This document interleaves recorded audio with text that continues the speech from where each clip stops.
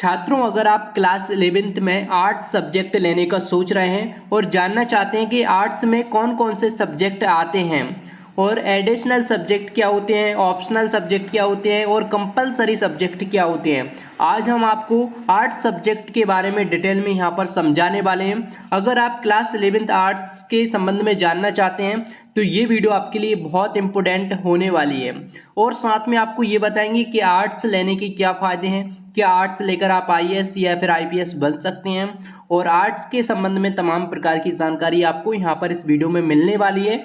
लेकिन वीडियो में आगे बढ़ने से पहले आपसे एक छोटी सी रिक्वेस्ट है, आपने अभी तक इस वीडियो को लाइक नहीं किया है तो जल्दी से लाइक कर दो और चैनल को सब्सक्राइब नहीं किया है तो चैनल को सब्सक्राइब करके बेल आइकन को ऑल पर अवश्य सेट कर लेना, जिससे हर वीडियो का नोटिफिकेशन आप तक पहुँच सके। तो चलिए वीडियो को शुरू करते हैं।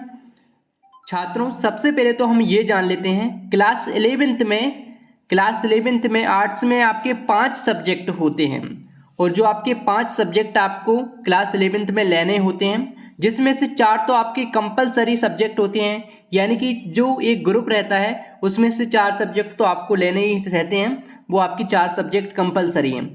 और इसके बाद में सेकंड ग्रुप रहता है जो कि ऑप्शनल सब्जेक्ट का रहता है, क्योंकि वहाँ पर काफ़ी सारे सब्जेक्ट होते हैं, उसमें से कोई एक सब्जेक्ट आप चुन सकते हैं। तो इस प्रकार से हो जाते हैं आपके 5 सब्जेक्ट। और इसके बाद में एडिशनल सब्जेक्ट क्या होता है? एडिशनल सब्जेक्ट होता है एक एक्स्ट्रा सब्जेक्ट। अगर आप चाहते हैं कि हम 6 सब्जेक्ट पढ़ें, एक अलग से सब्जेक्ट अगर आपके पढ़ने की इच्छा है तो आप एक और सब्जेक्ट ले सकते हैं, उसे हम एडिशनल सब्जेक्ट बोलते हैं। तो आप 6 सब्जेक्ट के साथ भी पढ़ाई कर सकते हैं। और एडिशनल सब्जेक्ट लेने का क्या फ़ायदा होता है ये भी मैं आपको बता देता हूँ। एडिशनल जैसे कि मान लो अगर आप 5 सब्जेक्ट में पास हैं और एक में फेल हो जाते हैं तब भी आप पास कहे जाएंगे, क्योंकि आपको सिर्फ 5 सब्जेक्ट में पास होना है, ना कि 6 में। ये एडिशनल सब्जेक्ट लेने का फ़ायदा है अगर आप लेना चाहो तो। और इसके बाद में हम अब जान लेते हैं कि कंपलसरी सब्जेक्ट क्या होते हैं और ऑप्शनल सब्जेक्ट क्या होते हैं और एडिशनल सब्जेक्ट क्या होते हैं। तो सबसे पहले हम यहाँ पर कंपलसरी सब्जेक्ट के बारे में बात कर लेते हैं। सबसे पहला है हिंदी, इसके बाद में है इंग्लिश और इसके बाद में है हिस्ट्री यानी कि इतिहास, हिंदी में भी यहाँ पर लिखा हुआ है। ज्योग्राफी, इसके बाद में है पॉलिटिकल साइंस और इसके बाद में है इकोनॉमिक्स और सोशियोलॉजी और इसके बाद में है साइकोलॉजी और होम साइंस। ये आपके कंपलसरी सब्जेक्ट हैं। और इसके बाद में हम जान लेते हैं ऑप्शनल सब्जेक्टों के बारे में। तो ये जो ऑप्शनल सब्जेक्ट हैं वो भी हम देख लेते हैं।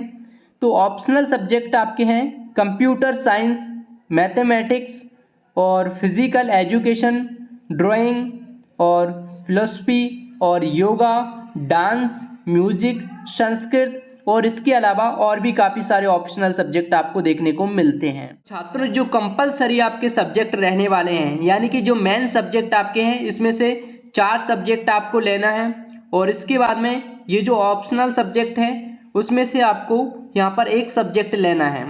और इसके अलावा अगर आप कुछ एडिशनल यानी कि एक एक्स्ट्रा सब्जेक्ट लेना चाहते हैं तो वो भी ले सकते हैं। इस प्रकार से आप 6 सब्जेक्ट से भी अपनी पढ़ाई कर सकते हैं। लेकिन एक और इम्पोर्टेंट जानकारी मैं आपको बता देता हूँ, यहाँ पर जो आप मेन सब्जेक्ट देख रहे हैं, हो सकता है इसमें से कुछ सब्जेक्ट आपके स्कूल में ना हों, क्योंकि कई सारे स्कूलों में कुछ सब्जेक्ट नहीं होते हैं या कुछ सब्जेक्ट एक्स्ट्रा होते हैं, तो इस प्रकार से आपको देखने को मिल सकते हैं। और इसके अलावा जो मेन सब्जेक्ट है हो सकता है ये आपके ऑप्शनल सब्जेक्ट में देखने को मिले, या आपके जो ऑप्शनल सब्जेक्ट हैं हो सकता है ये आपके मेन सब्जेक्ट में देखने को मिले। तो ऐसा भी हो सकता है। ये आपके स्कूल पर निर्भर करता है कि उन्होंने मेन सब्जेक्ट में कौन कौन से सब्जेक्टों को रखा है और ऑप्शनल्स में कौन कौन से सब्जेक्टों को रखा है, तो उस हिसाब से आप सिलेक्ट कर सकते हैं। लेकिन अब आप सोच रहे होंगे कि हमारे लिए बेस्ट सब्जेक्ट कौन कौन से रहने वाले हैं क्लास 11th आर्ट्स में। तो छात्रों, मैं आपको अपनी जानकारी के लिए बता देता हूं, जैसे कि आपको आगे चलकर किस फील्ड में आपको करियर बनाना है वो आपको डिसाइड करना होगा, क्योंकि मैं अपने हिसाब से बता सकता हूं। जैसे कि अगर मुझे राजनीति में करियर बनाना है तो मैं राजनीति सब्जेक्ट के साथ अपनी पढ़ाई जारी रखूँगा, यानी कि राजनीति मेरा इंपॉर्टेंट सब्जेक्ट हो जाएगा। और इसी प्रकार से अगर मुझे भूगोल क्षेत्र में अपना करियर बनाना है तो मैं भूगोल सब्जेक्ट को भी लूँगा। अगर मुझे इतिहास पसंद है तो मैं इतिहास के साथ जाऊँगा इसके बाद में। और अगर अर्थशास्त्र पसंद है तो अर्थशास्त्र के साथ जाऊँगा। इसलिए आपको खुद डिसाइड करना है कि आपको करियर किस फील्ड में बनाना है। यहाँ पर इकोनॉमिक्स में जाना है, समाजशास्त्र के साथ जाना है, मनोविज्ञान शास्त्र के साथ मनोविज्ञान पढ़ना है, साइकोलॉजी में अपना करियर बनाना है, तो इस हिसाब से आप सब्जेक्ट का चुनाव कर सकते हैं। यहाँ पर से आपको 4 सब्जेक्ट लेना है, यहाँ पर से मेन सब्जेक्ट में से, यानी कि कंपलसरी सब्जेक्ट में से 4 लेना है। इसके अलावा आप लेना चाहो तो यहाँ पर एक और सब्जेक्ट लेना है ऑप्शनल सब्जेक्ट में से। इस प्रकार से 5 सब्जेक्ट होते हैं क्लास 11th में, ये बात आपको ध्यान रखना है। अगर आप छठवा लेना चाहो एडिशनल सब्जेक्ट तो ले सकते हैं, और नहीं वो ज़रूरी नहीं है। अगर आपकी इच्छा है एक अतिरिक्त सब्जेक्ट पढ़ने की तो वो आप पढ़ सकते हैं।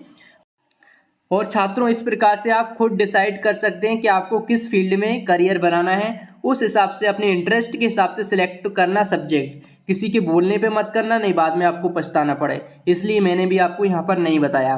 और इसके बाद में एक और बात मैंने यहाँ पर बताई थी कि आर्ट्स सब्जेक्ट लेने के क्या फ़ायदे हैं, उसको लेकर हमने एक अलग से वीडियो बनाई है, जिसकी लिंक आपको वीडियो के डिस्क्रिप्शन में मिल जाएगी। उसमें बताया गया है आर्ट्स सब्जेक्ट लेने के क्या फ़ायदे हैं, उसमें कौन कौन सी करियर ऑप्शंस हैं, और इसके अलावा IAS कैसे बनते हैं, और वो भी हमने वीडियो आपको डिस्क्रिप्शन में मिल जाएगी। एक वीडियो अलग से है IPS कैसे बनते हैं, उसकी वीडियो भी आपको डिस्क्रिप्शन में मिल जाएगी। तो डिस्क्रिप्शन में जाकर और वीडियो आप देख सकते हैं। चलिए मिलते हैं नेक्स्ट वीडियो में। Thanks for watching this video.